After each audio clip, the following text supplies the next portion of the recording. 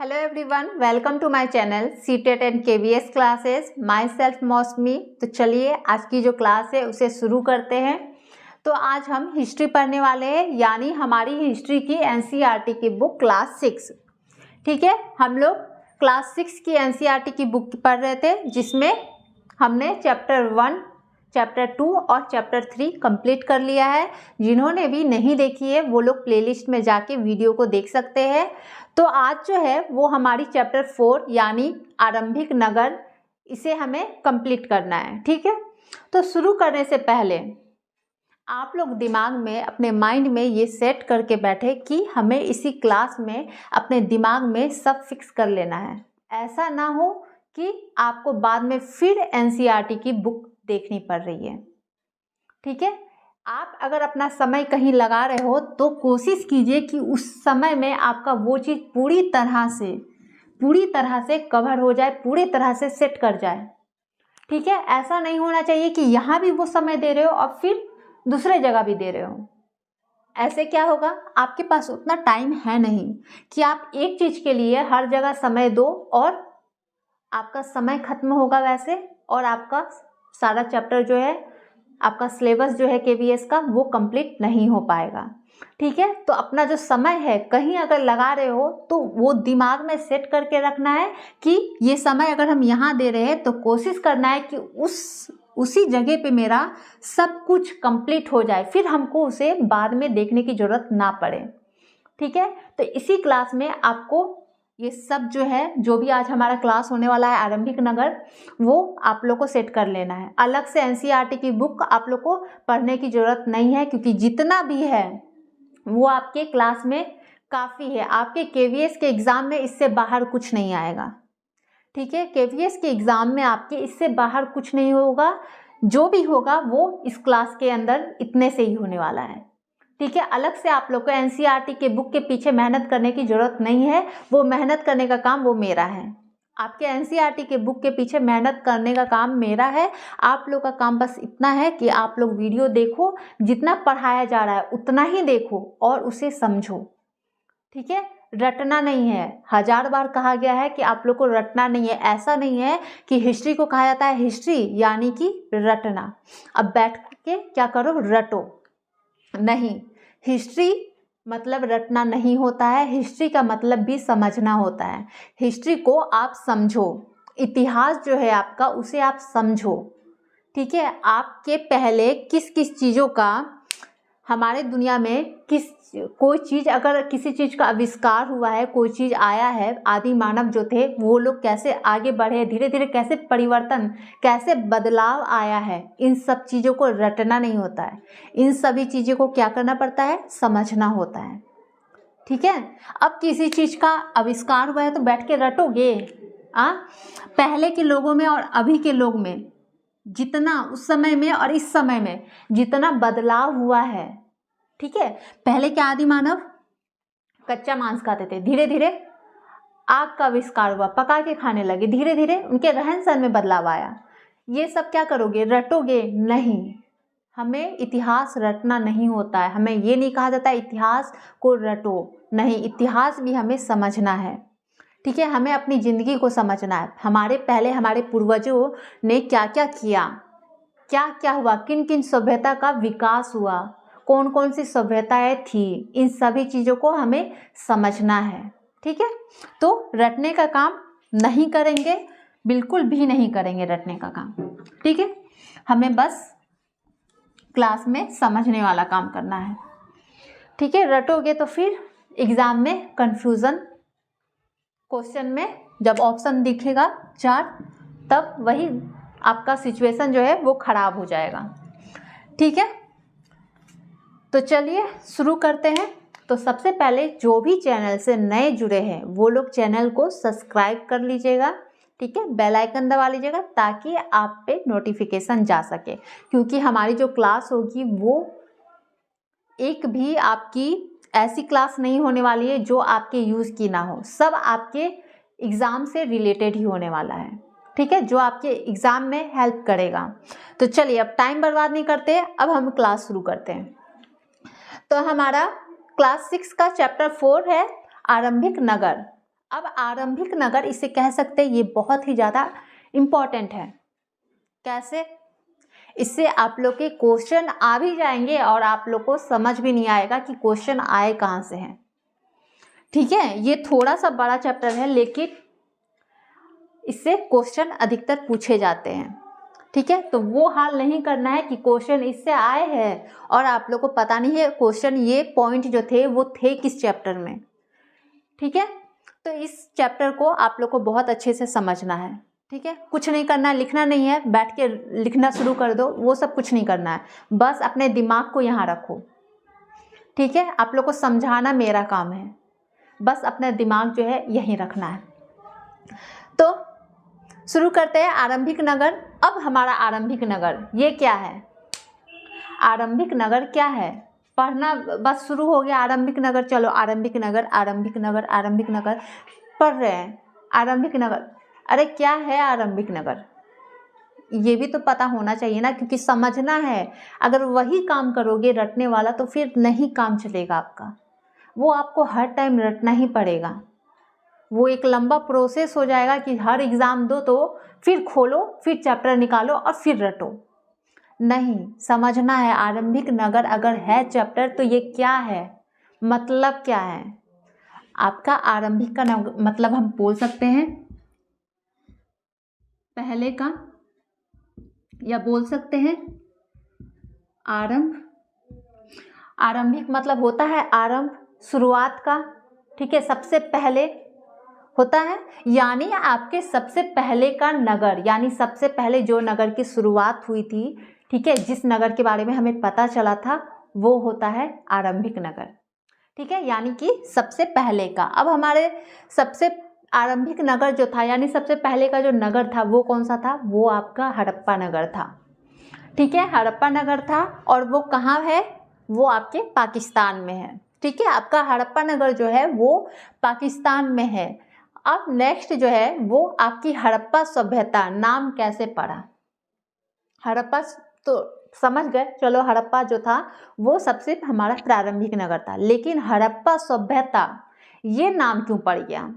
आप लोगों ने कभी पूछा है घर पे कि मम्मी मेरा नाम ज्योति क्यों पड़ गया, मेरा नाम सिंधु क्यों पड़ गया? दिमाग में तो क्वेश्चन आते होंगे ना, मेरा नाम ये क्यों पड़ा? खास करके जब नाम कुछ अलग सा दिखे तब तो खास करके पूछते हैं कि मम्मी मेरा नाम ये क्यों पड़ गया। तो मम्मी क्या जवाब देती है उधर से आपकी कि बेटा आप हमारे ज़िंदगी में एक ज्योति बन के आई हो, यानी एक उजाला बन के आई हो, इसलिए हमने आपका नाम क्या किया? ज्योति रख दिया। ठीक है, हमने क्या किया? आपका नाम ज्योति रख दिया। आजकल क्या ट्रेंड में है कि माता पिता का नाम मिला के क्या होता है, इधर से मदर का और फादर का नाम मिला के डॉटर या फिर सन का आपका नाम जो है वो डिसाइड होता है। ठीक है, सबको ऐसे ही कर रहे हैं, मदर फादर का नाम मैच होता है और आपके बच्चे का नाम निकल के आता है, ताकि बाद में आप उसे बता सको बच्चा तुम्हारा नाम ये इसलिए पड़ा है क्योंकि हम दोनों का नाम जब मिलाया गया तो उसे एक फाइनल रिजल्ट आया जिसमें ये नाम दर्शाया गया। ठीक है, तो इसलिए आपका जो नाम है हमने ये रख दिया। वैसे ही कोरोना टाइम में क्या हुआ कि बहुतों का नाम क्या हो गया? कोरोना रख दिया गया। पूछा गया क्यों? तो बच्चे ने उसी समय जन्म लिया था, इसलिए हमने उसका नाम वही रख दिया। ठीक है, ऐसे भी न्यूज़ में सुनने को मिले हैं। तो आप लोग को ऐसा काम नहीं करना है। आप लोग को तो सबसे पहला जो काम आप लोग को करना है वो पूछना है अपने माता पिता से आपका नाम क्यों वो पड़ा। ठीक है, तो आज आप लोग पूछिएगा कि क्यों पड़ा। तो वैसे ही हड़प्पा सभ्यता जो है ये नाम क्यों पड़ा? क्योंकि हड़प्पा नगर की खोज सबसे पहले हुई थी। ठीक है, इसलिए बाद में मिलने वाले सभी पुरा स्थल में जो इमारतें और जो भी चीज़ें मिली वो क्या होने लगी? उसे हड़प्पा सभ्यता की इमारतें कहा जाने लगा। यानी सबसे पहले हमारे हड़प्पा सभ्यता का खोज, हड़प्पा नगर का खोज हुआ था। ठीक है, सबसे शुरुआत में क्या हुआ? हमारा हड़प्पा नगर खोजा गया। अब उसके बाद जितनी भी उस जगह से पुरास्थल से जितनी भी इमारतों के अवशेष मिले, जितनी भी वस्तुएं चीज़ें मिली, वो सबको क्या कहा जाने लगा कि ये हड़प्पा सभ्यता है। ठीक है। यानी ये जो पूरा स्थल है, ये जो स्थल है, ये जो घर है या जो भी चीज़ है वो हड़प्पा सभ्यता की है। ठीक है, ये जो घर के अवशेष मिले ये हड़प्पा सभ्यता के एक एरिया हो गया। ठीक है, कि ये हमारा हड़प्पा नगर है, ये पूरा मेरा हड़प्पा नगर है, यहाँ से जितनी मिल रही है या फिर इधर जितनी मिली है वस्तु या घर के अवशेष वो सबको क्या कह दिया गया कि ये हड़प्पा नगर के इतने इलाके में आया है, यानी ये हड़प्पा सभ्यता की ही आपकी अवशेष है। ठीक है, क्लियर है। नेक्स्ट है हमारा प्राचीन विश्व में 3 प्रमुख सभ्यता है, यानी हमारा जो प्राचीन विश्व है उसकी 3 प्रमुख सभ्यता थी। वो तीनों क्या थी? एक थी आपकी मिस्र, एक थी आपकी मेसोपोटामिया और तीसरी जो थी वो आपकी सिंधु घाटी की सभ्यता थी। ठीक है, सबसे प्राचीन सभ्यता जो है वो आपकी सिंधु घाटी की सभ्यता ही है। इसे हड़प्पा के नाम से भी जाना जाता है। ठीक है, सिंधु घाटी की सभ्यता को ही हड़प्पा के नाम से जाना जाता है। ठीक है, सबसे प्राचीन सभ्यता जो थी वो आपकी सिंधु घाटी की सभ्यता ही थी और इसे हड़प्पा के नाम से जाना जाता है। ठीक है, वर्ष 1921 में सर जॉन मार्स ने, यानी मसाल से याद रख सकते हो, मसाल। ठीक है, इसने हड़प्पा कालीन स्थल की खोज की थी। जो हड़प्पा कालीन जो स्थल था उसकी खोज किसने की थी? सर जॉन मार्स ने, यानी मसाल से याद रखना, ये पहले का है, सबसे शुरुआत का नगर है, सबसे पहले का नगर है तो मसाल। क्लियर है। फिर से एक बार समझे, आरंभिक नगर यानी कि सबसे पहले का नगर, सबसे आरंभ में जिस नगर का शुरुआत हुआ था, जिस नगर के बारे में हमें पता चला था, ठीक है, वो हमारा क्या था? हड़प्पा नगर था। हड़प्पा नगर कहाँ है आपका पाकिस्तान में है। ठीक है, हड़प्पा देखो कहाँ चला गया, डायरेक्ट पाकिस्तान में। सोच लेना है हड़प्पा शुरुआत हुआ यानी एकदम पाकिस्तान में। युद्ध भी सबसे पहले वही लोग करना शुरू करते हैं, इसलिए पाकिस्तान में। ठीक है, तो हड़प्पा सभ्यता जो है नाम कैसे पड़ा? क्योंकि वहाँ पे क्या था, नगर में जितने भी आप लोग के सबसे पहला जो चीज़ था नगर, वो आपका हड़प्पा नगर ही था। ठीक है, उसके बाद जितने भी अवशेष मिलने लगे घरों के या अन्य चीज़ों के, उन सभी को कहा जाने लगा कि ये हड़प्पा सभ्यता का ही ये अवशेष है, यानी ये घरों के अवशेष जो है वो हड़प्पा सभ्यता के होंगे, ये जो वस्तु है वो हड़प्पा सभ्यता की होगी। ठीक है, प्राचीन विश्व में 3 प्रमुख सभ्यता थी, 3 प्रमुख थी। एक थी हमारी मिस्र, एक था मौ से मिस्र, मौ से मेसोपोटामिया, और एक याद रखना है हमारा सिंधु घाटी का सभ्यता, जो सबसे प्राचीन सभ्यता है और इसको हड़प्पा के नाम से भी जाना जाता है। अब जो है इसकी खोज किसने की थी? तो इसकी खोज जो है वो 1921 में की थी सर जॉन मार्स ने, यानी मसाल। ठीक है, कनेक्ट करके याद रखना है। यहाँ तक क्लियर है? चलिए आगे देखते हैं। चलिए नेक्स्ट है हमारा हड़प्पा सभ्यता के भवनों की विशेषता। ठीक है, यानी हड़प्पा सभ्यता के जो भवन होते थे, जो घर होते थे, उसकी क्या विशेषता थी? ठीक है, क्या खासियत थी? तो हड़प्पा सभ्यता का जो भवन होता था वो 1 मंजिला या फिर 2 मंजिले की होती थी। ठीक है, चाहे तो नीचे वाला ग्राउंड फ्लोर और एक ऊपर वाला। ठीक है, 1 या 2 मंजिले की होती थी। और घर के जो आंगन होते थे, ये जो घर के आंगन होते थे, इसके चारों ओर क्या होता था? कमरे बने होते थे। ठीक है, हड़प्पा सभ्यता के जो घर होते थे वो कैसे होते थे? वो 1 या 2 मंजिले के होते थे और घर के आंगन के चारों ओर कमरे बने होते थे। अधिकांश घर में एक स्नानागार और कुछ घरों में कुएं भी होते थे। ठीक है, पहले के घर को आप लोगों ने देखा है तो इसी सब से प्रेरित होते थे। क्या होता था पहले के घर? पहले के घर में क्या होता था? हमारा आंगन होता था बीच में। ठीक है, और इसके चारों ओर जो होता था वो कमरे बने होते थे। ठीक है, ये सब आपके कमरे बने होते थे, अब बीच में हमारा आंगन होता था। ठीक है, तो वैसे ही हड़प्पा सभ्यता का जो घर था वो क्या होता था? 1 मंजिले के होते थे, 2 मंजिले के होते थे। अभी इससे कोई फर्क नहीं पड़ता है कि 1 मंजिले 2 में नॉर्मल है, अभी तो 5th 6th चले जाते हैं, लेकिन उस समय बड़ी बात होती थी। एक मंजिला घर और 2 मंजिला उसके ऊपर फिर घर बनाना वो बड़ा बात होता था। ठीक है, तो 1 मंजिले घर होते थे या फिर 2 मंजिले, और घर के जो आंगन के चारों ओर कमरे बने होते थे। ठीक है, और एक पर घर में यानी हर घर में एक स्नानागार या फिर कुआं होता था। क्लियर है? चलिए नेक्स्ट है हमारा नगर दुर्ग। नगर दुर्ग क्या है? हड़प्पा सभ्यता के नगरों के पश्चिमी भाग छोटे लेकिन ऊंचाई पर बने होते थे। ठीक है, हड़प्पा सभ्यता जो था उसका जो पश्चिमी भाग होता था, 1 मिनट, हड़प्पा सभ्यता के जो नगर होते थे उसके पश्चिमी भाग, ठीक है, उसका पश्चिमी भाग, ये पश्चिमी भाग जो होता था वो क्या होता था? छोटा होता था, लेकिन छोटा होता था, भाग जो था वो छोटा होता था लेकिन ऊंचाई पर। ठीक है, लेकिन ऊंचाई पर बने होते थे। इस ऊंचाई वाले भाग को पुरातत्वविदों ने क्या कहा? नगर दुर्ग। क्या था? नगर दुर्ग। हड़प्पा सभ्यता का जो पश्चिमी भाग था वो छोटा होता था, पश्चिमी भाग छोटा होता था लेकिन ऊंचाई पर बना होता था। जो छोटा था और ऊंचाई पे बना होता था वो हमारा नगर दुर्ग था, उसे क्या कहा गया? नगर दुर्ग कहा गया। क्लियर है? निचला नगर, हड़प्पा सभ्यता के नगरों के पूर्वी हिस्से। ठीक है, अब पूर्वी हिस्से, पश्चिमी तो छोटा था, अब पूर्वी हिस्से बड़े थे लेकिन या निचले इलाके में थे।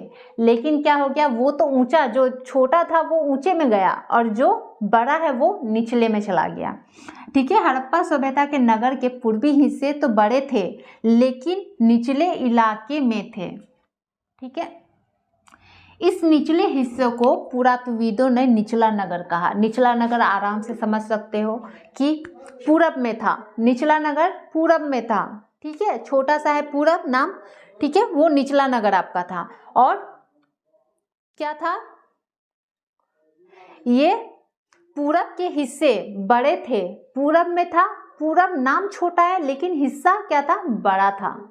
ठीक है, अब पश्चिम नाम बड़ा है लेकिन हिस्सा जो था वो क्या था? छोटा था, और जो छोटा था वो ऊंचाई पे बना था और जो बड़ा था वो नीचे, ठीक है, निचले इलाके में थे, इसलिए निचले हिस्से को पुरातत्वविदों ने निचला नगर कहा। क्लियर है यहाँ तक? हमारा हड़प्पा सभ्यता का घर 2 मंजिले के होते थे, बीच में आंगन बने होते थे, उसके चारों ओर कमरे होते थे। ठीक है, हर घर में एक स्नानागार या फिर एक कुआं होता था। नगर दुर्ग हड़प्पा सभ्यता का नगरों के पश्चिमी भाग, नगर दुर्ग पश्चिमी भाग है। अब पश्चिमी भाग क्या होता था? वो छोटा होता था लेकिन ऊंचाई पर बना होता था, उसे पुरातत्वविदों ने क्या कहा? नगर दुर्ग। और निचला भाग जो पूरब में था, ठीक है, बड़ा था लेकिन वो निचले हिस्से में था, निचले इलाके में था। ठीक है, तो उसे पुरातत्वविदों ने क्या कह दिया? कि निचला नगर। क्लियर है यहाँ तक? चलिए आगे देखते हैं। चलिए नेक्स्ट है हमारा हड़प्पा सभ्यता के नाले की विशेषता। ठीक है, अब जो हड़प्पा सभ्यता थी वहाँ के नाले की क्या खासियत थी, मतलब वहाँ कैसे बनाया गया था? सबसे प्रारंभिक नगर था, ठीक है, सबसे प्रारंभिक नगर था, यानी सबसे पहला नगर जो था वो हड़प्पा था। और वहाँ नालों की क्या विशेषता थी, क्या खासियत थी, कैसे करके उसे बनाया गया, इसे जानना है। ठीक है, तो वहाँ की विशेषता क्या थी? नालों की, नाले जो होते थे वो ढके हुए थे, ठीक है, यानी ढके होते थे। अक्सर घरों की नलियों को सड़कों की नलियों से जोड़ दिया जाता था, ठीक है, और बाद में बड़े नालों से मिला दिया जाता था। नाला क्या होता था? ढका होता था, कवर रहता था, और घर के जो नाले होते थे उसे क्या कहता था? जैसे ये घर के नाले हैं, यहाँ से निकले हैं, इसे बाहर के नालों से क्या किया जाता था? जोड़ दिया जाता था। ठीक है, इसे जोड़ दिया जाता था, जो बाद में बड़े नाले में मिल जाती थी, और इनमें सफाई और देखभाल के लिए जगह जगह पे मेल हॉल जो होते थे वो बने होते थे। घर का नाला निकलता है, उसे क्या कहता था? बाहर के नाले से जोड़ दिया जाता था। और ये सब जो है ये कहाँ जाके मिलते थे? एक बड़े नाले में, और इसकी सफाई के लिए हर जगह जगह पे एक मेन हॉल जो है वो बना होता था। ठीक है, इस तरह उन लोगों ने अपने दिमाग का यूज़ किया कि कैसे किया जाए या कोई प्रॉब्लम ना हो। ठीक है, कैसे नाला बनाया जाए कि पानी आसानी से बाहर निकल जाए। पहले घरों के नाले को बाहर के नाले से जोड़ देते थे, ठीक है, फिर उसको क्या करते थे, बड़े नाले से जोड़ देते थे और सफाई के लिए एक मेन होल रखते थे जगह जगह पे, ताकि उसका सफाई किया जा सके। ठीक है, नेक्स्ट है हमारा हड़प्पा सभ्यता की सड़कों की विशेषता। अब हड़प्पा सभ्यता की जो सड़क थी उसकी क्या विशेषता थी। सड़कें लंबी होती थी, चौड़ी होती थी तथा एक दूसरे को समकोण पर काटती थी। समझ आ गया, लंबी होती थी, चौड़ी होती थी और एक दूसरे को समकोण पे काटती थी। इसे रटना नहीं है, ये एक मतलब सिंपल सा चीज़ है जिसे आपको जानना जरूरी है। ठीक है, और कुछ नहीं है, आपको जानना जरूरी है हड़प्पा सभ्यता का कैसे वहाँ के घर थे, कैसे वहाँ के नाले थे, कैसे वहाँ के सड़कें थी।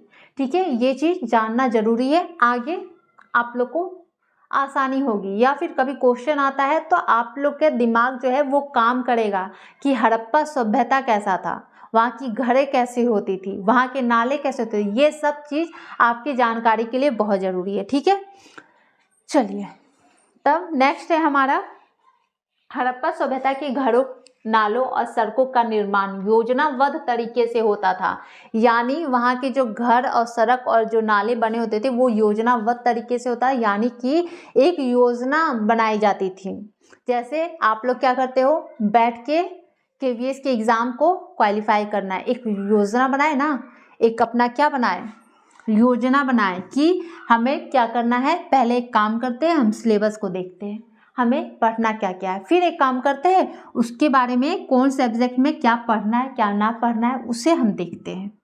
ठीक है, क्या चीज़ हमें, कौन सी गलती हमें नुकसान पहुंचा सकती है KVS को क्वालिफाई करने में, और कौन सी चीज़ जो हमें फ़ायदा पहुंचा सकती है। क्या देख रहे हो, अपनी फ़ायदे को भी देख रहे हो, अपने नुकसान को भी देख रहे हो, सिलेबस देख रहे हो, फ़ायदा नुकसान देख रहे हो, क्वालिफाई कैसे किया, हर एक चीज़, यानी एक नियम बनाए हो, एक योजना बनाए हो। आप क्वालिफाई करने के लिए एग्ज़ाम को आप एक योजना बनाए है, इस तरीके से हमें पढ़ना है तब जाके हम क्वालिफाई कर जाएंगे, है ना। वैसे ही क्या होता था, हड़प्पा सभ्यता के घर भी जो बनाए जाते थे, नाले होते थे, जो सड़कें होती थी वो एक योजनाबद्ध तरीके से बनाई जाती थी ताकि कहीं भी प्रॉब्लम ना हो। ठीक है, नाला बनाया, आसानी से पानी निकल जाएंगे। ठीक है, जहाँ तक कभी अगर वैसा सिचुएशन आता है सफाई का तो मेन होल भी बना दिया गया। घर बनाते थे, किसी को कुछ प्रॉब्लम नहीं, स्नाना घर होता था, कुएं होते थे। ठीक है, चलिए नेक्स्ट हमारा क्या था, अब जो नेक्स्ट है वो है कि हड़प्पा सभ्यता में लिपिक क्या काम करते थे। जो लिपिक होते थे वो क्या काम करते थे। 1 मिनट, चलिए हड़प्पा सभ्यता में लिपिक क्या काम करते थे, मतलब हड़प्पा सभ्यता में जो लिपिक होते थे वो कौन से काम करते थे। लिपिक मोहरों तथा अन्य चीज़ों पर लिखने का कार्य करते थे। जो लिपिक होते थे वो उनका काम क्या था, वो मोहरों पे या अन्य चीज़ों पे लिखने का काम करते थे। आप लोगों ने देखा होगा मोहरों पे क्या होता है, कुछ कुछ लिखा होता है। ठीक है, कुछ कुछ लिखा होता है राजाओं के बारे में या फिर उनके जीवन के बारे में, कुछ भी उसमें लिखा होता है जो वहाँ की खासियत होती है। ठीक है, तो उन चीज़ों के बारे में लिपिक लिखते थे, यानी उन मोहरों पे जो लिखने वाला काम होता था, जो लिखा हुआ रहता था, उसे लिखता कौन था, लिपिक लिखते थे। या फिर अन्य चीज़ों पे लिखते थे, या फिर कोई अन्य चीज़ें हैं उस पे भी लिखने का काम। ठीक है, पहले के गुफाओं में भी देखा है कुछ कुछ लिखा हुआ होता है, कहीं पत्थरों में कुछ कुछ लिखा होता है। वो सब जो लिखने का काम था वो कौन करता था, लिपिक करता था। ठीक है, लिखने का काम लिपिक करेगा, लिखने का काम कौन करेगा, लिपिक। मोहरों पे या अन्य चीज़ों पे लिखने का काम लिपिक करेगा। ठीक है, लिखना और लिपिक, ठीक, दोनों लॉ से लिपिक और लिखना याद रहेगा। चलिए नेक्स्ट है हमारा हड़प्पा सभ्यता में शिल्पकार क्या करते थे। लिपिक तो समझ गए, लिपिक यानी ली यानी कि लिखना। ठीक है, लिपिक और लिखना। हड़प्पा सभ्यता में शिल्पकार क्या काम करते थे? शिल्पकार पक्की मिट्टी के खिलौने, कांसे की मूर्ति, मनके, गहने, औजार, बर्तन, बाट आदि का निर्माण करते थे। ठीक है, क्या करते थे शिल्पकार? शिल्पकार ही यानी कि एक अच्छा सा उसको शेप देना। ठीक है, शिल्पकार होते थे जो मिट्टी के बर्तन बनाते थे, खिलौने बनाते थे, कांसे की मूर्ति बनाते थे, यानी किसी भी चीज को बनाना, अच्छे से उसको शेप देना। मनके क्या होता है?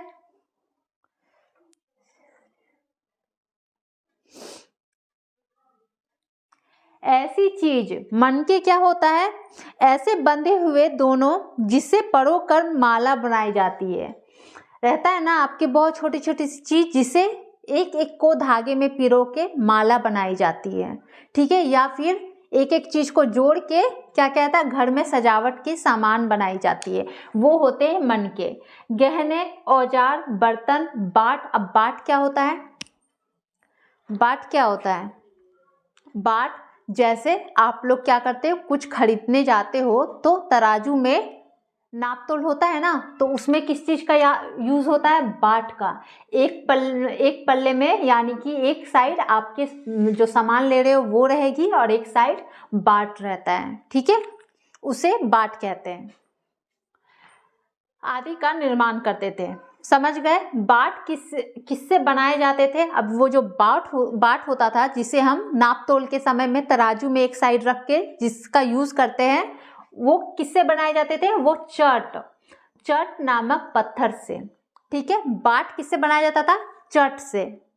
बाट चट से बनाया जाता था, नामक पत्थर से। इनसे बहुमूल्य पत्थर और धातुओं को तौला जाता था। अब होता क्या था बाट में? इसे बहुमूल्य पत्थर, जैसे एक साइड, एक तराजू में आपका एक साइड क्या रखा गया? कीमती पत्थर रख दिया और एक साइड आपका बाट रखा। ठीक है, तब तौला जाता था। बाट किससे बनता था?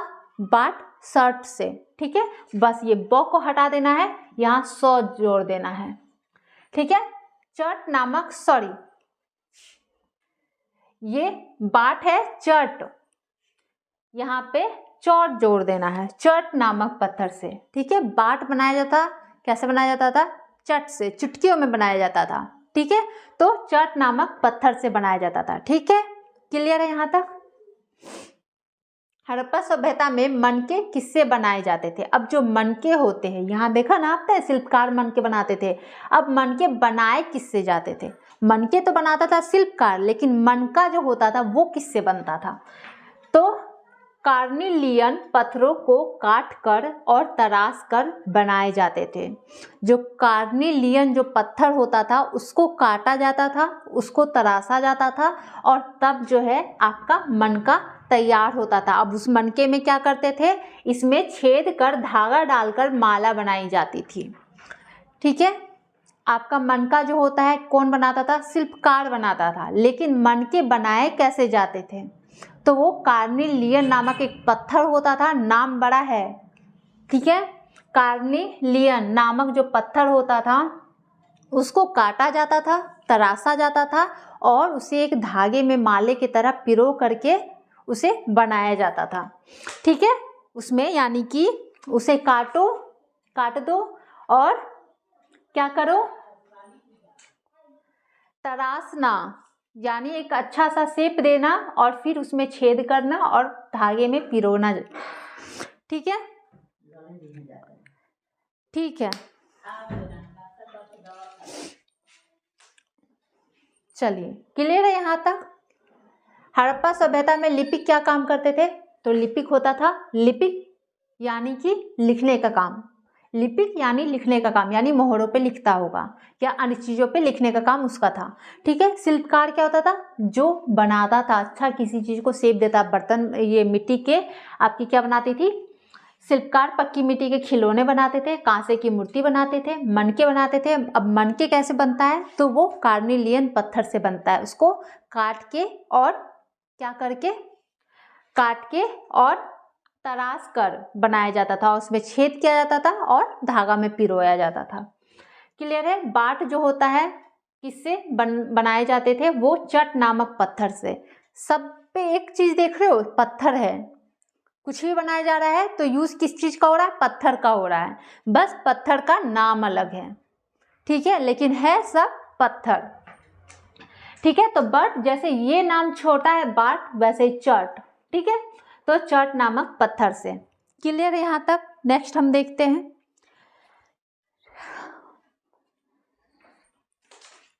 नेक्स्ट है, चलिए नेक्स्ट हमारा है हड़प्पा सभ्यता के लोग मिट्टी के बर्तन को किस रंग से रंगते थे, ठीक है। तो वो लोग लाल रंग से रंगते थे, ठीक है, यहाँ हमने भी लाल रंग से लिख दिया, लाल रंग से रंगते थे, ठीक है। हड़प्पा सभ्यता के जो लोग होते थे वो लोग क्या करते थे, बर्तन जो होते थे उसको लाल रंग से रंगते थे, और कढ़ाई यानी चित्रकारी उस बर्तन में, जैसे एक बर्तन उन्होंने बनाया, ठीक है, ये हमारा बर्तन है, इसमें चावल बनेगा, ठीक है, इसे क्या करते थे, लाल रंग से रंग देते थे, पूरा लाल रंग से रंग देते थे, और चित्रकारी यानी इस पे जो डिजाइन बनती थी, ठीक है, वो किससे बनती थी, वो काले रंग से। अब इसमें जो भी डिजाइन उन्हें बनाना है वो काले रंग से बनाते थे। क्लियर है। नेक्स्ट है हमारा सबसे पहला चीज कि हड़प्पा सभ्यता के जो लोग हैं वो लोग खेती के लिए, कृषि के लिए किस चीज का यूज करते थे, हल का, ठीक है, हल का यूज करते थे, यानी हल के द्वारा वो लोग खेती करते थे, ठीक है। सिंचाई के लिए पानी का संचय करते थे, और किन लोगों को पालतू जानवर बनाते थे, ठीक है, तो वो लोग गाय, भैंस, बैल, ये सब, बकरी, इन चीजों का पालन करते थे। क्लियर है। और भोजन के लिए क्या उगाते थे, गेहूं, जौ, दाल, मटर, धान, तिल, सरसों, ठीक है, गेहूं उगाते थे, जौ, धान, सरसों, तिल, मटर, तिल, ये सब चीज जो है हड़प्पा सभ्यता के लोग उगाते थे, ठीक है। और यहाँ के लोग मनोरंजन के लिए क्या करते थे, तो ये लोग मछलियां पकड़ना, हिरन जैसे जानवरों का शिकार करना, शतरंज खेलना। हड़प्पा सभ्यता के जो लोग होते थे वो लोग मनोरंजन कैसे करते थे, अपना मन लगाना। अभी आप लोग क्या करते हो मनोरंजन के लिए, वीडियो देखते हो, है ना, मूवी देखते हो, तो वो लोग उस समय क्या करते थे, उन लोग के पास तो फैसिलिटी थी नहीं उस समय, तो वो लोग क्या करते थे, वो लोग मछलियां पकड़ते थे, ठीक है, हिरणों का शिकार करते थे, शतरंज खेलते थे, ठीक है, इन सब चीज़ों के द्वारा वो लोग अपना मनोरंजन करते थे। क्लियर है। हर चीज़ लिखना जरूरी नहीं है, बस समझना है, ठीक है, सिर्फ समझना है कि वहाँ के लोग का रहन सहन, ठीक है, क्या चीज उगाते थे, क्या पालन करते थे, अपना मनोरंजन कैसे करते, ये सब लिखने का चीज नहीं है, ये सब समझने का है, ठीक है। तो इसलिए एक एक पॉइंट को, हर पॉइंट को हम लोग लिखते चलेंगे, वो काम नहीं करेंगे, समझेंगे, ठीक है। जो जरूरी रहेगा कि हाँ आखिरी टाइम में आप लोग को देखने के लिए जरूरी है कि ये सारे पॉइंट देख लेने चाहिए, वो आप लोग लिखिए। अब बाकी आप लोग समझना सब है, लेकिन लिखना वही है जिसे एक बार हम लोग एग्जाम के टाइम में रिपीट कर सके, ठीक है। और बाकी आप लोग समझा कीजिए। नेक्स्ट है हड़प्पा सभ्यता के लोग तांबे का आयात कहाँ से करते थे। अब हड़प्पा सभ्यता के जो लोग होते थे वो लोग तांबे का आयात करते थे, कहाँ से, राजस्थान, पश्चिम एशियाई देश ओमान से, ठीक है, राजस्थान से तांबे का आयात करते थे, और पश्चिमी एशियाई देश ओमान से तांबे का आयात करते थे। टीन का आयात कहाँ से करते थे हड़प्पा सभ्यता के लोग, ईरान और अफगानिस्तान से टीन का आयात करते थे। सोने का आयात कहाँ से करते थे, कर्नाटक से। बहुमूल्य पत्थर का आयात गुजरात, ईरान और अफगानिस्तान से, ठीक है, समझ आया। हड़प्पा सभ्यता के लोग तांबे का आयात कहाँ से करते थे, राजस्थान से और ओमान, पश्चिमी एशियाई देश ओमान से, ठीक है, तांबे का आयात राजस्थान और ओमान से। टीन का आयात, टीन आयात ईरान और अफगानिस्तान। ईरान और अफगानिस्तान से टीन का आयात करते थे। सोने का आयात, बहुत कीमती चीज़, तो कर्नाटक से।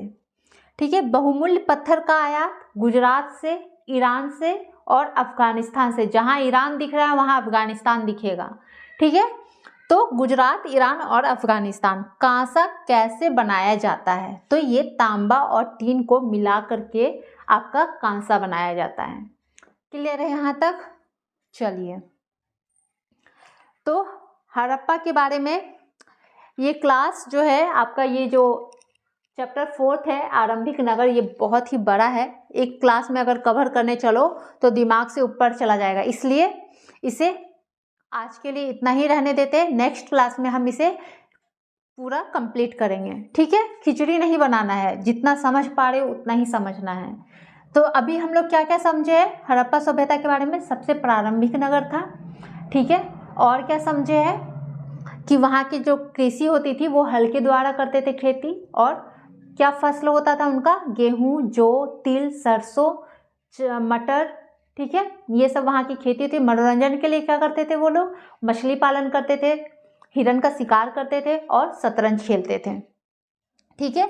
वहाँ के जो बर्तन होते थे, हड़प्पा सभ्यता के लोग जो है मिट्टी के बर्तन बनाते थे। किस रंग से रंगते थे? लाल रंग से रंगते थे।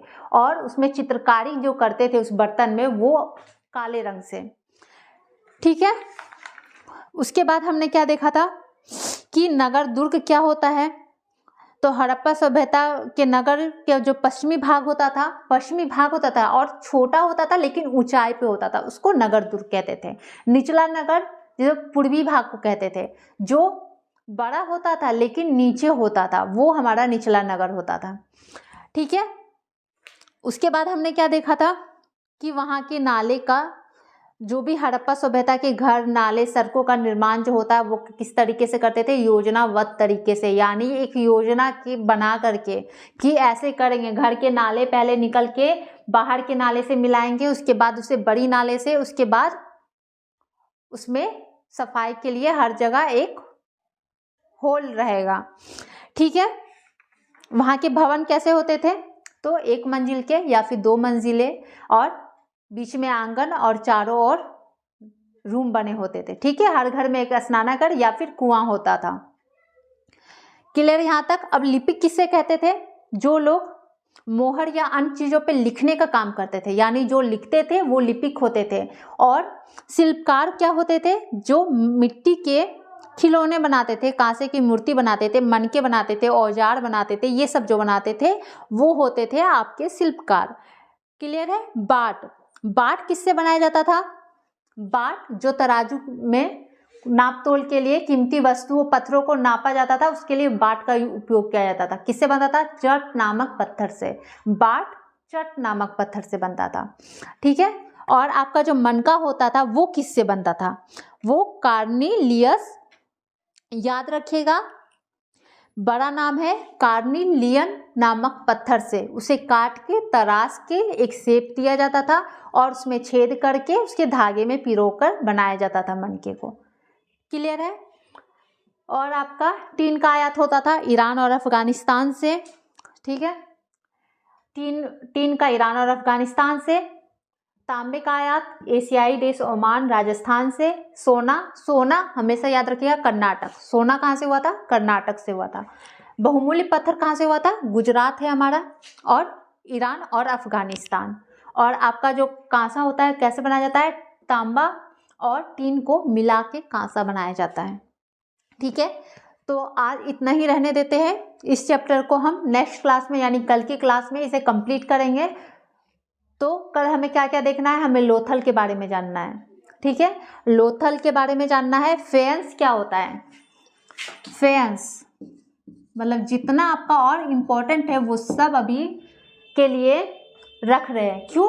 क्योंकि अभी ये दिमाग में सेट कर लीजिए, क्योंकि अभी इससे भी पढ़ा देना। अभी मोहनजोदाड़ो के बारे में, अग्निकुंड जो है, जो साक्ष्य कहाँ से मिले हैं, ठीक है, लोथल के बारे में, इन सभी चीज़ों के बारे में अगर अभी, धोलावीर, उसके बारे में सब कुछ अगर अभी ही पढ़ाना शुरू कर देंगे तो आपके दिमाग के ऊपर से निकलना शुरू हो जाएगा। क्यों? क्योंकि चैप्टर बड़ा है, तो हम धीरे से पढ़ेंगे, ठीक है। 2 क्लास में इसे कंप्लीट करेंगे। यहाँ तक बहुत इम्पॉर्टेंट था, तो यहाँ तक कंप्लीट हो गया। अब माइंड को रिलैक्स कर दीजिए, इतना सेट कर लीजिए दिमाग में आज।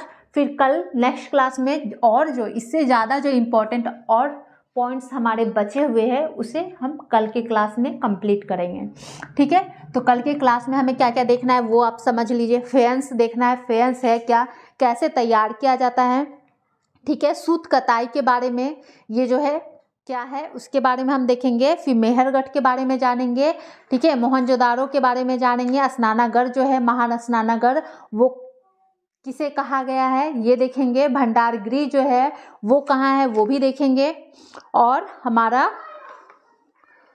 और क्या है, कच्चा माल, ये सब जो है धोलावीर नगर के बारे में, लोथल के बारे में, ठीक है। ये सब चीज़ को हम लोग नेक्स्ट क्लास में देखेंगे। यानी नेक्स्ट क्लास जो है वो बहुत इम्पोर्टेंट है, तो नेक्स्ट क्लास बिल्कुल भी नहीं छोड़िएगा, ठीक है।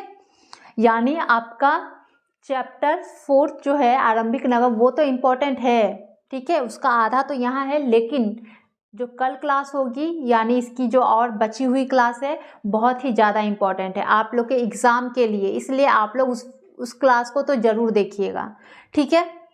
तो चलिए आज इतना ही रहने देते हैं। अगर समझ आ रहा है या कोई प्रॉब्लम हो रहा है, नहीं समझ पा रहे हो, कोई दिक्कत हो रही है तो कमेंट्स में ज़रूर बताइएगा, ठीक है। किसी भी तरह की क्या आप लोग को और पढ़ना है या फिर कुछ भी किसी चीज़ से भी रिलेटेड जो भी प्रॉब्लम हो रही हो कमेंट्स में ज़रूर बताइएगा, ताकि नेक्स्ट क्लास में उसके लिए कुछ किया जाए या फिर उसके बारे में और कुछ सोचा जाए, ठीक है। ज़्यादा समय है नहीं, तो जो हमारे लिए ज़रूरी है हमें उसे ही पढ़ना है। तो चलिए इतना ही रहने देते हैं। वीडियो पसंद आई हो, अच्छी लगी हो, समझ आ रही हो तो वीडियो को लाइक ज़रूर कीजिएगा, ठीक है, और चैनल को सब्सक्राइब कर दीजिएगा। Thank you.